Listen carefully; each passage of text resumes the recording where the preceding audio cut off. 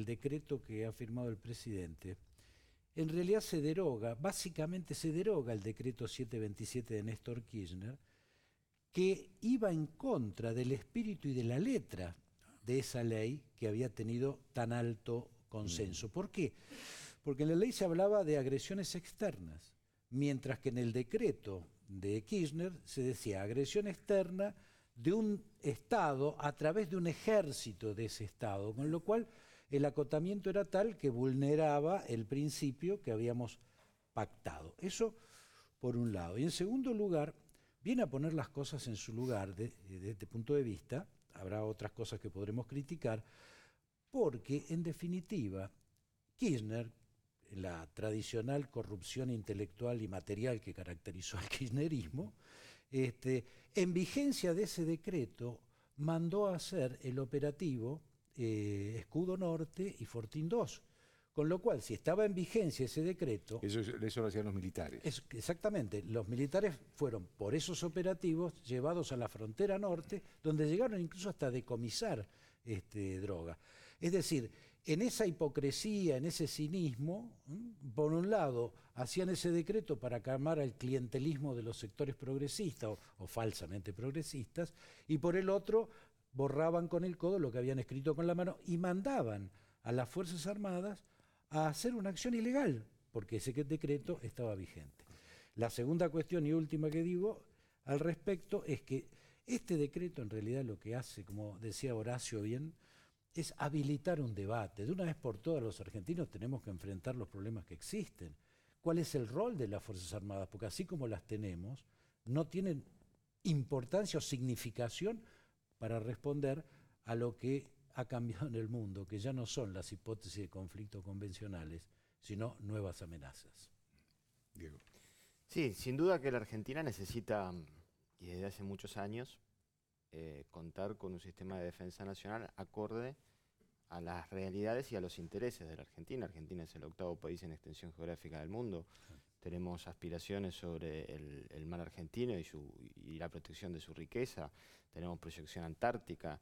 Es decir, Argentina tiene una dimensión que tiene una brecha muy grande entre el sistema de defensa para proteger esas ambiciones como país y esos intereses como país y las realidades de ese sistema de defensa. Creo que para saber si el decreto es el primer paso en el desarrollo y en la recuperación del sistema de defensa de la Argentina, el primer paso lo vamos a ver dentro de poco, en 45 días, cuando se presente el proyecto de presupuesto para el año que viene, y veamos en los hechos si el sector defensa empieza a tener un plan de inversión plurianual que desarrolle las capacidades que no tenía y las nuevas que tiene que desarrollar. Al grado de inversión. Claro, porque ya tenía capacidades deterioradas y este decreto a su vez, como mencionaban Horacio y Miguel Ángel, corrige esa restricción que le imponía el decreto del 2006, con lo cual en los hechos, en los papeles mejor dicho, le asigna nuevas amenazas para la cual prepararse. No solamente las de origen estatal, sino cualquiera de origen externo. De modo que a las deterioradas vinculadas a las fuentes de origen estatal, además le tienen que agregar nuevas. Entonces, si el anuncio del lunes pasado significa que Argentina va a empezar a tener un sistema de defensa acorde a lo que necesita, lo vamos a empezar a ver en el proyecto que el Ejecutivo envíe al Congreso de presupuesto y en los hechos, en la partida hacia defensa.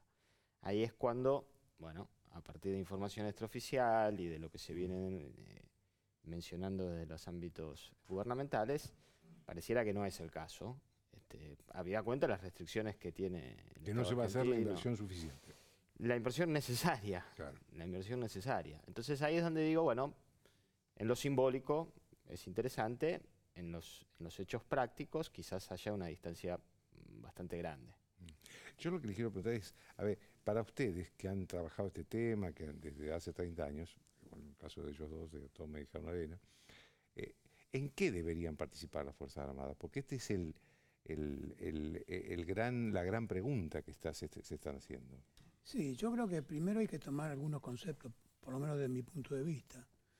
En primer lugar, que la frontera entre defensa y seguridad, como está planteada en la Argentina, está siendo desactualizada en el mundo porque cada vez es más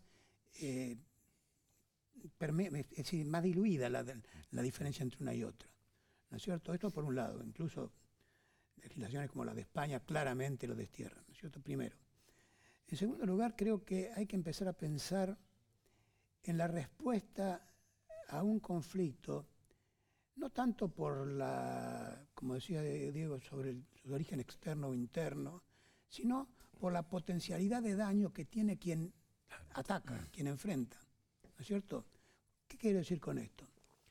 Que a una boliviana que trae 1 kilo de marihuana, atenderla con la Fuerza Armada es un verdadero disparate. Pero si pasan las cosas que pasan en Brasil, en las favelas de Río de Janeiro, Cuando conquistan territorios. Claro, en donde uno puede ver que las fuerzas del narcotráfico atacan con ametralladora o con fusiles, si uno manda a una fuerza federal con gases lacrimógenos, la manda a la muerte. Entonces creo que tenemos que dotar al futuro de la suficiente flexibilidad para que pueda elegir la respuesta adecuada según el tipo de agresión que sufre. Y coincidiendo con que quisiera dejar un mensaje. La ley de seguridad interior, la ley de defensa, la ley de reestructuración de las Fuerzas Armadas fueron sancionadas por unanimidad, prácticamente. Quiere decir que es posible el consenso, por lo menos en las fuerzas mayoritarias. Creo que este envión que ha dado el presidente con este decreto, que como dijo Miguel Ángel, y digo, puede tener algunas cosas discutibles, pero el contenido de la sustancia es bueno. Creo que esto tiene que habilitar un debate muy profundo en el Parlamento, donde recreemos aquel espíritu de consenso y adaptemos las leyes a las necesidades de este tiempo, que no tienen nada que ver, como se dijo, con lo que pasó hace 30 años, ni en el mundo de esos 30 años. Nos volaron la Embajada de Israel, nos volaron la AMIA, estrellaron aviones tripulados por inocentes en una torre gemela en Nueva York.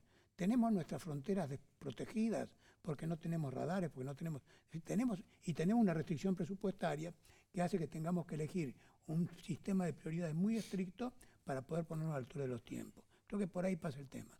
Creo que el debate en el Parlamento, más que ponerse a discutir si derogan este decreto o no, vale la pena que nos esforcemos para buscar el consenso que hace falta.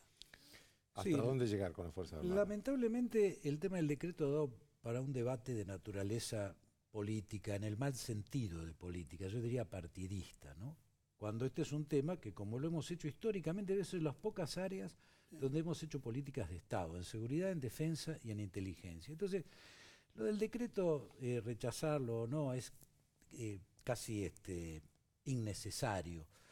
Lo que sí creo que... No puede rechazar un decreto el Congreso, ¿no? No, desde ya. Bueno, esta es otra discusión, porque además es un decreto que modifica otro decreto. Bueno, pero lo que yo creo que es fundamental acá es la necesidad de que el Estado recupere el control de los espacios territoriales y ejerza sobre ellos la soberanía necesaria.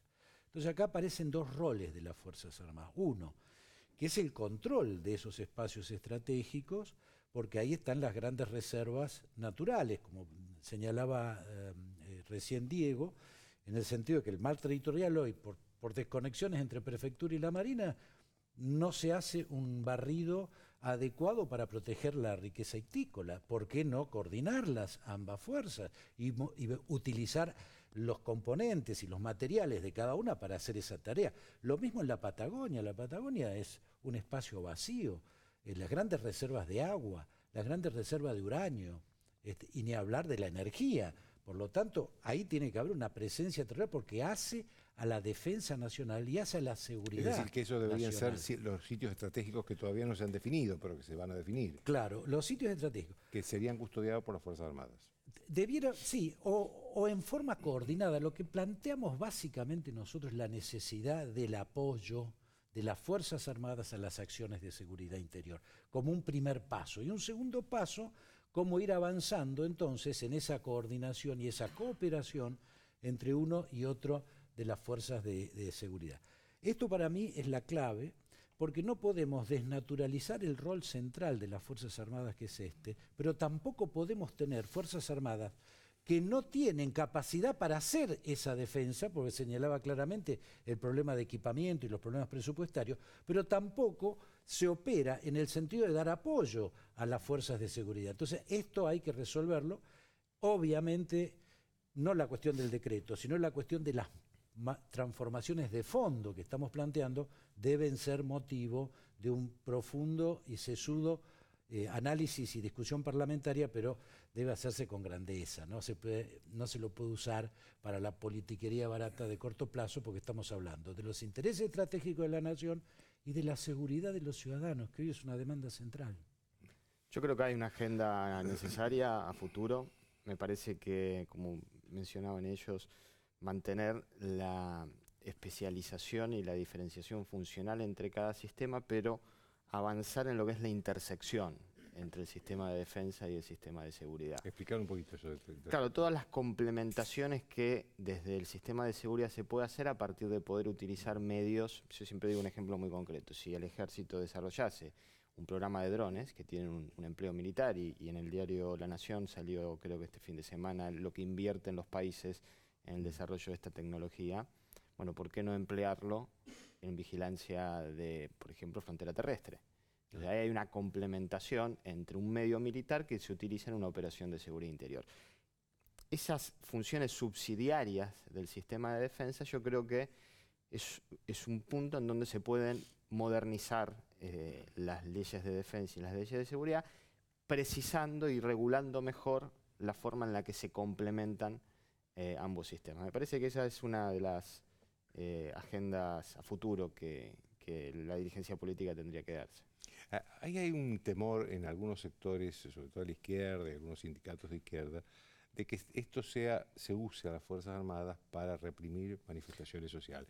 Esto es una marcha, una huelga. ¿Ustedes creen que esto es, como ha dicho Rossi? ¿Ustedes creen que esto es posible? A ver, perdón. No, yo iba a decir una cosa. Primero, si se quiere reprimir la protesta social, se puede reprimir perfectamente con las fuerzas de seguridad. Claro. ¿No es cierto? Segundo, yo no sé cuánto, pero Joaquín, creo que todos vivimos en Buenos Aires. ¿Cuántas protestas, cortes de calle, piquetes hay por semana en la capital, por lo menos? ¿Usted vio alguna vez un soldado reprimiendo? ¿Usted vio alguna vez una represión descontrolada? No. Entonces, no podemos seguir pensando con lo que pasó hace 30 años. Es otro mundo, y en ese otro mundo también creo que vale la pena un análisis, un faro de atención. Este mundo actual, perder totalmente la capacidad disuasoria de sus Fuerzas Armadas es peligrosísimo. Sí, señor. Es peligrosísimo porque esto tiene una comunidad internacional que interviene o no interviene según distintos criterios. O sea que usted no tiene una garantía internacional que lo preserve de su defensa. Entonces, por lo menos tener en cuenta, ¿no es cierto? Yo un día me decía, conversando con el ministro de Defensa de Brasil, hablábamos del tema de defensa y de la inversión que hacía Brasil en defensa, y me dijo, mire, dice, nosotros invertimos en defensa, en las Fuerzas Armadas y en el sistema para que Brasil pueda decir que no cuando tiene que decir que no. Y me parece que en el mundo actual tenemos que tener una capacidad para decir que no cuando tengamos que decir que no. Y esto es lo que nos falta, pero para ello tenemos que diseñar un sistema de prioridades, porque tenemos un problema de economía también fuerte.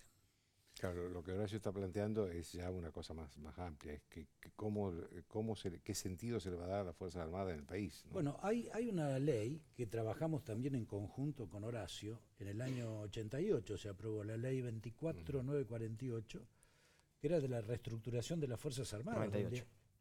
¿Cómo? 98. Del año 98, perdón, sí, 88 es la defensa. De reestructuración de las Fuerzas Armadas, que ahí hay todo un avance muy grande respecto de la nueva forma del instrumento militar de la defensa. Pero voy a su pregunta, Joaquín.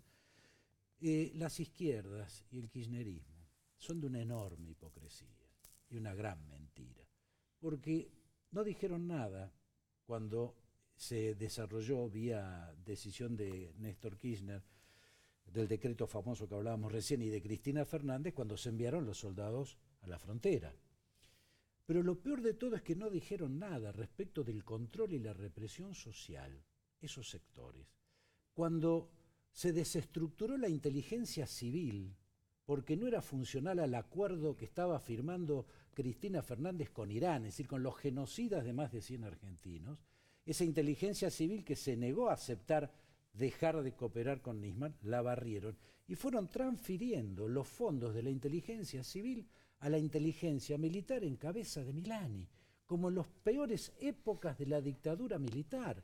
Esos mismos que hoy protestan no tienen derecho, no tienen autoridad moral para hacerlo, porque callaron la boca. Es más, Eve de Bonafini se sacó una foto con Milani cuando ya existía la presunción de violación de los derechos humanos. Entonces lo que me parece que acá hay que terminar, y en serio un debate de fondo, y no a la manipulación hipócrita de estos temas, es ir en serio a discutir el rol de las Fuerzas Armadas y el rol de la seguridad y cómo interactúan. Diego. Sí, sin duda. Como siempre digo, defensa y seguridad son temas demasiado serios como para no ser serios. Y en este sentido, lo que ha hecho la dirigencia política en los últimos años explica los niveles de inseguridad que tenemos en el plano de la seguridad interior y los niveles de indefensión que tenemos en el plano del país y como nación. Yo sí considero que bueno, poner el tema en la agenda es positivo, pero creo que no tendríamos que ser tan optimistas respecto a que sea el primer paso para mejorar los sistemas de defensa y los sistemas de seguridad por las razones fundamentalmente presupuestarias que mencionaba.